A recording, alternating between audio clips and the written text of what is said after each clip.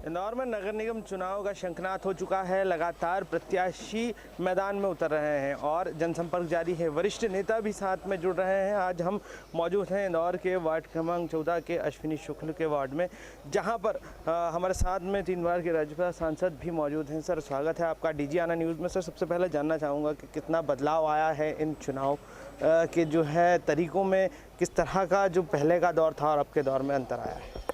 Opposition है ही नहीं सामने, और अपोजिशन नहीं होने से मतदाता और कार्यकर्ता को उत्साह और तेज हो गया है। अभी वोट मोदी के नाम पे जाएगा, मोदी के खाते में विकास के लिए जाएगा, इसलिए जनता में उत्साह है। और उम्मीदवार बीजेपी का भी सुंदर, अच्छा और मेहनती है, मिलनसार है, और लोगों से संबंध अच्छे हैं।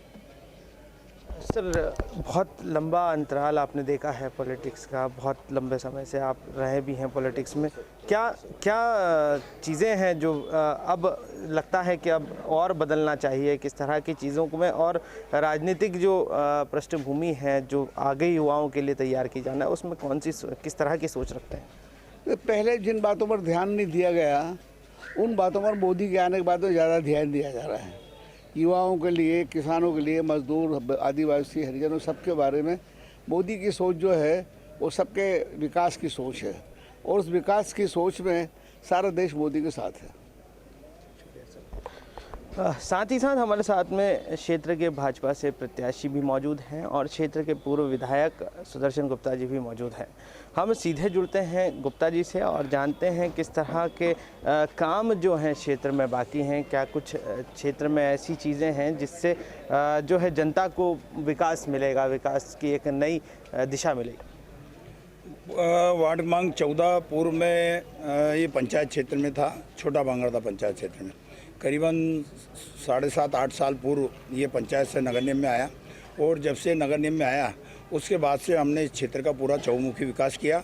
चूँकि पंचायत के पास पैसा नहीं होता था, तो सड़क, पानी, बिजली जो मूलभूत सुविधा थी वो सुविधा नहीं थी। पंचायत से नगर निगम में आने के बाद हमने इसका चहुमुखी विकास किया। योजनाबद्ध तरीके से यहाँ पे ड्रेनेज लाइन डलवाई, नर्मदा की लाइन डलवाई, यहाँ पर सीमेंटीकरण कराया, बिजली के पोल खड़े कराए, ट्रांसफार्मर खड़े करें, और 3 फेज कनेक्शन हुए, और आज पूरा क्षेत्र चमन हो गया। मैं आपको एक इसका उदाहरण देता हूँ कि जब पंचायत क्षेत्र था तब यहाँ पर प्लाट के रेट 500 रुपये स्क्वायर फीट थे, और आज यहाँ पर 7,000-8,000 रुपये स्क्वायर फीट में प्लाट नहीं मिल रहे हैं। और लोगों ने चहुमुखी विकास होने के कारण यहाँ पर अधिकांश प्लाटों पे मकान बन चुके हैं और लोग सर्व सुविधा युक्त जीवन यापन कर रहे हैं। और ये हमारे पूर्व पार्षद जो थी नीता शर्मा जी, और मेरे जब मैं समय विधायक था तब हम दोनों ने मिलकर यहाँ पर संयुक्त प्रयास किया। यहाँ पर बगीचे नहीं थे, यहाँ पर पानी की टंकी नहीं थी। कुछ कांग्रेसी ऐसे लोग थे जो उस ज़मीन पर कब्जा करके प्लाट काटना चाहते थे। उसको हमने उनको मुंह तोड़ जवाब दिया, और वहाँ पर हमने नगर निगम से पानी की टंकी बनवाई, बगीचे बनवाए, और ये क्षेत्र पूरा अभी विकास है और जनता इससे प्रसन्न है। उसका कारण है कि यहाँ पर पूरी जनता भारतीय जनता पार्टी के साथ खड़ी है, और विकास ही एक मुद्दा है, और युवाओं के लिए राष्ट्रवाद एक प्रमुख मुद्दा है। क्योंकि बीच में युवा भटक रहा था, जब से मोदी जी आए तब से युवा को एक लगा है कि वास्तव में राष्ट्रवाद, भारत मेरी माता है और भारत के प्रति हमारा समर्पण होना चाहिए, किसी के भी बहकावे में नहीं आए, और उसी अनुसार आज युवा मोदी जी के साथ खड़ा है, भारतीय जनता पार्टी के साथ खड़ा है। आगामी इन दिनों एक बेहद दुखद घटना हुई है, जो है उदयपुर की घटना से हर कोई वाकिफ़ है। क्या कहना चाहेंगे? एक तरफ तो जो जहां सुप्रीम कोर्ट ने टिप्पणी की है, आदेश जारी किए हैं, वहीं दूसरी ओर देश की जनता में कहीं ना कहीं रोष भी है। सुप्रीम कोर्ट की हर टिप्पणी का उनका सम्मान हम करते हैं। सुप्रीम कोर्ट की टिप्पणी तो कहीं बोलने का कोई नहीं है, हम उसके निर्णय का उनका पूरी तरह सम्मान करते हैं। पर जो घटना हुई है निंदनीय है, दुखद है, और इसकी पुनरावृत्ति नहीं होना चाहिए। और चूंकि कांग्रेस की सरकार है वहाँ राजस्थान में, इस कारण ये घटना हुई। मगर मध्य प्रदेश में और यूपी में किसी की हिम्मत नहीं इस तरह की हिम्मत करने की। चूंकि कांग्रेस की सरकार तुष्टिकरण की नीति कर रही है, इसलिए उन्होंने इस तरह वहाँ पर उनने हिम्मत की है। मगर जनता को समझ में आ गई है कि कांग्रेस किस तरह तुष्टिकरण की नीति अपनाकर बहुसंख्यक हिंदुओं का गला घोट रही है। और एक और मैं बात बताना चाहूँगा कि जो हमारे कांग्रेस के महापौर के प्रत्याशी हैं वो गपोड़ेबाज हैं और आए दिन नई नई वो 5 ब्रिज में बना दूंगा। ब्रिज कहाँ तुम्हारे घर से बना दोगे है? अगर मैं बन गया तो मैं 5 ब्रिज बना दूंगा। हम सबको मालूम है कि ब्रिज बनाने के लिए रेलवे से अनुमति लेनी पड़ती है, राज्य सरकार की अनुमति लगती है, केंद्र सरकार की अनुमति लगती है। कोई बाणगंगा की अनुमति नहीं लगेगी कि बाणगंगा से अपन ने नक्शा पास करा दिया और वो वहाँ पे बना देंगे। 5,000 कर्मचारियों को रख लेंगे। 5,000 कर्मचारियों को कहाँ से रख लेंगे है? ये कोई रनगाड़े थोड़ी चलाना, ये ट्रैक्टर ट्राले थोड़ी चलाना। वो वहाँ के जो बाणेश्वरी के जो रख लेंगे। जब तक सरकार के नगर निगम के पास पैसा नहीं होगा और फंड नहीं होगा वो फंड अगर कोई देगा तो मध्य प्रदेश सरकार देगी, माननीय शिवराज सिंह चौहान की सरकार देगी और विकास के लिए केंद्र से माननीय मोदी जी देंगे। अगर यहाँ पर दुर्भाग्य से अगर कांग्रेस का महापौर जीत जाता है तो यहाँ पर जो विकास तेजी के साथ चल रहा है वो विकास पूरी तरह अवरुद्ध हो जाएगा।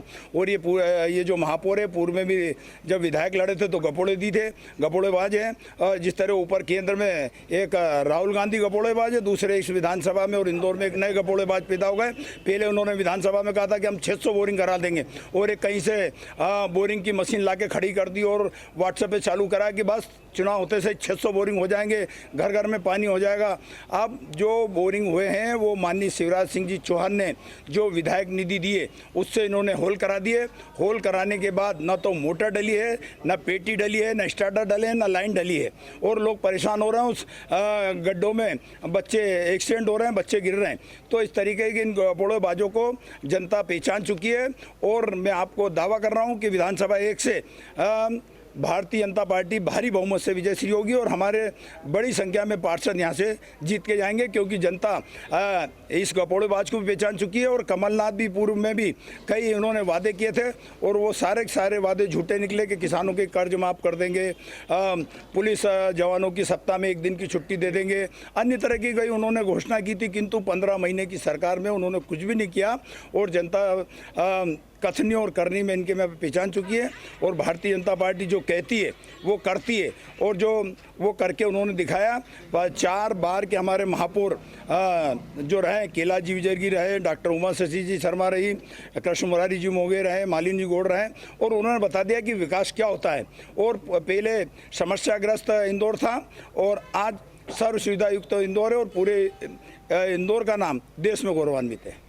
एक नए आलाकमान द्वारा बताया जा रहा है कि एक नए निर्देश जारी किए गए हैं जिसमें हर क्षेत्र में जो है बड़े नेताओं को जनसंपर्क में उतरना पड़ रहा है। क्या कारण, जब इतनी मजबूत सीट है, सब कुछ व्यवस्थित चल रहा है, विकास कार्य किए हैं, उसके बावजूद जो है बड़े नेता जो हैं आज जनसंपर्क में? हमारे यहाँ कोई नेता न तो बड़ा होता है न छोटा होता है। हमारे यहाँ प्रत्येक जो है वो प्रत्येक कार्यकर्ता है और प्रत्येक कार्यकर्ता भारतीय जनता पार्टी के लिए समर्पित है, इसलिए लगे हैं। माननीय नारायण जी केसरी हमारे 2-2, 3-3 बार के राज्यसभा सदस्य रहे।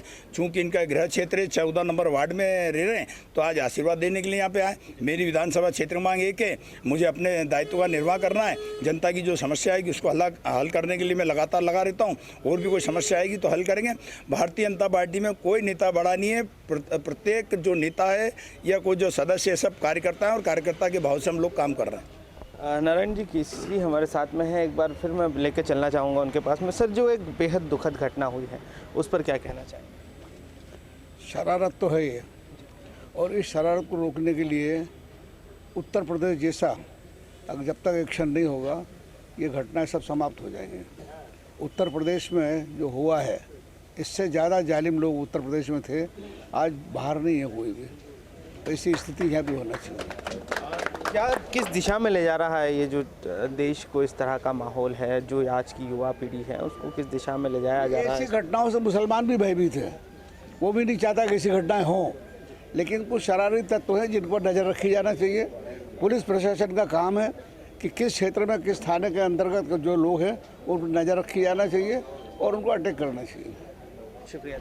तो अब हम सीधे जुड़ते हैं हम वापस लौटते हैं हमारे वार्ड क्रमांक 14 में अश्विनी शुक्ल जी के पास में और जानते हैं कि कितने विकास, क्योंकि लंबे समय से वरिष्ठ नेता भी रहे हैं, आपने बहुत MIC सदस्य रहे हैं। शुक्ल जी, लंबे समय का कार्यकाल, बहुत सेवा कार्य रहा है आपका। क्या कुछ काम बाकी रहे हैं क्षेत्र में? क्या कुछ मुद्दों के साथ में इस बार वापस आप दावेदारी कर रहे हैं? आज मेरे साथ हमारे पूर्व राज्यसभा सदस्य और मेरे लिए बहुत आदर्श जिनका कल जन्मदिन था, 97 साल के पूरे होकर और 98 साल में लगे। और आज भी आप देख रहे हो किस दमदारी से मेरे साथ घूम रहे हैं, जनसंपर्क कर रहे हैं। तो इनका आशीर्वाद मिल रहा है। हमारे पूर्व विधायक श्री सुदर्शन जी गुप्ता जो दमदारी से पूरे विधानसभा में लगे रहते हैं और कुल मिला के वो पूर्व होने के बाद भी आज भी वर्तमानी विधायक माने जाते हैं हमारे कार्यकर्ताओं में। तो जैसा कि आपने पूछा कि हुआ ये था कि नगर निगम में हमको जो मेरी बहन नीताजी शर्मा यहाँ पार्षद थी, तो मेरे को और उनको दोनों को ही हमको 5 साल पूरे मिले नहीं, हमको 3.5 साल ही मिले। हमारी सरकार चली गई थी 15 महीने के लिए कमलनाथ जी आ गए और कमलनाथ जी ने पूरे नगर निगम के सारे कामों को रोक दिया था। हमारे ठेकेदारों को पेमेंट रोक दिए और काम होने नहीं दिया उन्होंने, और राज्य से जो पैसा मिलना था नगर निगम को वो भी बंद कर दिया। तो उसके कारण सारे हमारे विकास कार्य रुक गए थे। तो हमको कुल मिला के 3.5 साल ही मिले, पर 3.5 साल में भी जो काम हम लोगों ने किया है, हमारी पूर्व पार्षद नीताजी शर्मा ने और मैंने भी जो नंदबाग में किया, तो वो काम बहुत काम किया। कुल मिला के वो भूतो न भविष्यति ऐसा काम हमारी परिषद में मालिनी जी भाभी के गोड़ ने के नेतृत्व में हुआ। तो अब जो यहाँ पे हम घूम रहे हैं जैसे, तो सारे कार्यकर्ता और जनता, यहाँ की जनता बहुत अच्छी है, ये वार्ड बहुत अच्छा है। कुल मिला के जो काम बचे हुए हैं वो है ड्रेनेज का काम। तो ड्रेनेज का काम जो है उसको अपने को क्या करना पड़ेगा कि रोडें जो बन गई हैं उन रोडों को तोड़ के और ड्रेनेज डालनी पड़ेगी। तो वो काम हम बाद में करेंगे, उसकी फाइल बनवाएंगे। और नर्मदा की समस्या है यहाँ पे, तो नर्मदा की समस्या को लेके और हमारे पूर्व विधायक जी ने बहुत सारे काम किए थे नगर निगम के माध्यम से। तो 4 टंकी यहाँ पे बनी है। एक टंकी 155 नंबर स्कीम में बनी है, एक टंकी मेडिकल हब में बन रही है, एक अंबिका नगर टंकी है और एक टंकी हम बना रहे हैं जो छोटा बांगड़दा में अपना शमशान घाट है, वहाँ सरकारी ज़मीन पे एक टंकी और बन रही है। तो ऐसी 4 टंकियों से पूरे क्षेत्र को नर्मदा के जल पहुँचाएँगे। और एक समस्या और है जो स्टार वाटर लाइन डालने की, वर्षा पानी जो होता है तो वर्षा पानी निकासी नहीं हो पाती, तो वर्षा पानी निकासी की लाइन पर डालेंगे। ये 3 काम यहाँ पे अभी तक हम घूम रहे हैं। आज हमारे जनसंपर्क का अंतिम दिन है, पल्लर नगर में हम लोग घूम रहे हैं और जनता से मिल रहे हैं। तो समस्याएं ये 3 जो गंभीर समस्याएं हैं, इन समस्याओं पे हम सब लोग भाई लोग मिलकर काम करेंगे।